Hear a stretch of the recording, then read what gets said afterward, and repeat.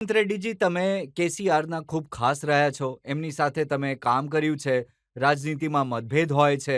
પણ મેં જોયું કે આજકાલ કેવી ભાષાનો ઉપયોગ કરો છો. તમે કહો છો કે અમારા કાર્યકર્તા તમારી પેન્ટ ઉતારશે, તમારા શર્ટ ઉતારશે અને તમારું એ અંડરવેર પણ ઉતારશે. નાગું કરી નાખશે. નહીં નહીં નહીં આ તો એવી વાતો છે. ઈંટનો જવાબ પથ્થરથી આપવાનો છે. કે કેસીઆરે એના એક દિવસ પહેલા કીધું કે આખું કોંગ્રેસ, મુખ્યમંત્રીથી લઈને આખું કોંગ્રેસ મારું એક પણ વાળ ઉતારી નહીં શકે, આવી અમુક વાતો એને કરી હતી. તો મેં કીધું, ભાઈ અમે ચૂપ રહેવાના કારણે તમે આવીને પ્રેસ મીટ રાખી. જો અમે આવી જઈશું તો તમારી ચડ્ડી પણ અમે ઉતારી બતાવીશું.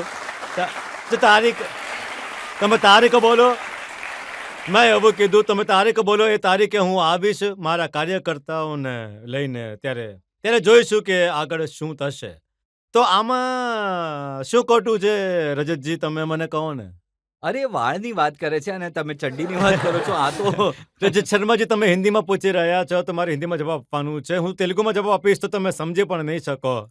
તો કેસીઆર જે રીતની ભાષાનો ઉપયોગ કર્યો હતો, એ જ રીતની ભાષાનો ઉપયોગ મેં કર્યો.